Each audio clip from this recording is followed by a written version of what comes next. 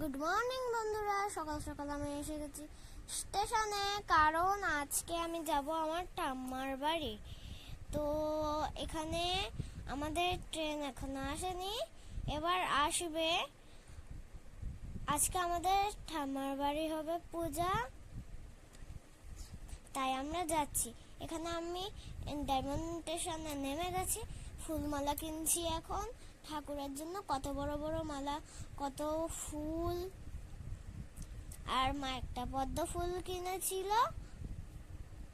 কত রকমের ফুল দেখো, এখানে মালাও আছে অনেক। আর কাকুটা আমায় শুধু শুধু একটা গোলাপ ফুল দিয়ে দিল।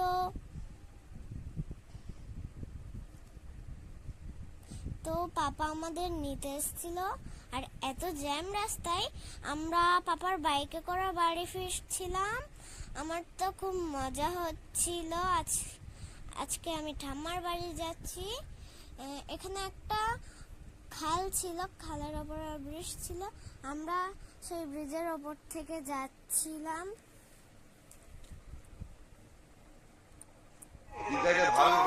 এখানে আমরা চলে এসেছি, ঠাকুর এসে গেছে, ঠাকুরকে এখন সাজানো হবে, তাই আমরা ততক্ষণের জন্য আঁকষষ্ঠী আনতে যাচ্ছি। এখানে সবাই নেচে নেচে আঁকষষ্ঠী আনতে যাচ্ছে।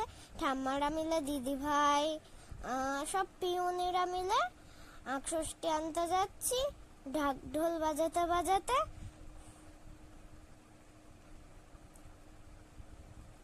আমরা এখন যাচ্ছি, আর আঁকষষ্ঠী দেখো কত সুন্দর করে সাজিয়েছে। আর এখানে ঢাক ঢোল বাজানো হচ্ছে। আঁকষষ্ঠী বরণ করছে আমার ছোট ঠাম্মা, কারণ ছোট ঠাম্মা খুব ভালো বরণ করে, তাই প্রত্যেক পূজাতেই ছোট ঠাম্মাকেই ডাকা হয় বরণ করার জন্য। এখন ছোট ঠাম্মা বরণ করছে, এখানে সবাই শাঁখ ঘন্টা বাজাচ্ছে।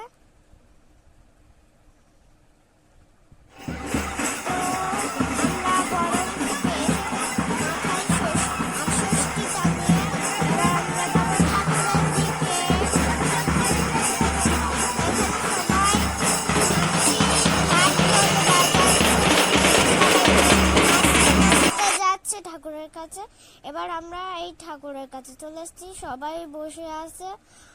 আর বামুন ঠাকুর এখানে পূজা করছে, এখানে প্রদীপ সাজাচ্ছে, আর এখানে ভেলা তৈরি হচ্ছে, কারণ আজকে পূজা হবে, কালকে ভেলা ভাসানো হবে। আর এখানে কত লোক এসেছিল, আর এখানে বরণ ডালা ছিল।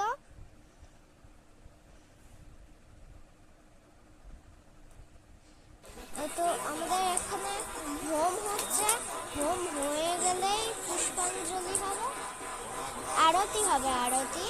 তারপরে পুষ্পাঞ্জলি হয়ে আমাদের পুজো শেষ হয়ে যাবে, একটু পরেই আমাদের আরতি শুরু হয়ে যাবে।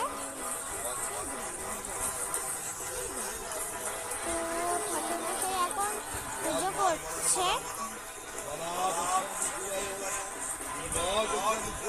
এখানে সবাই বসে বসে পূজা দেখছে।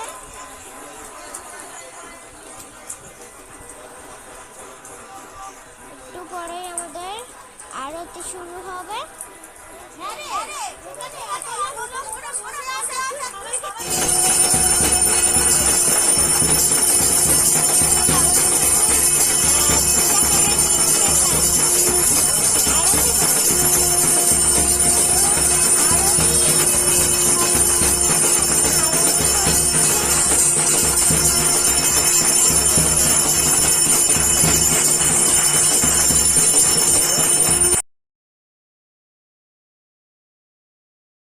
এখন অঞ্জলি শুরু হয়ে গেছে, সবাই অঞ্জলি দিচ্ছে।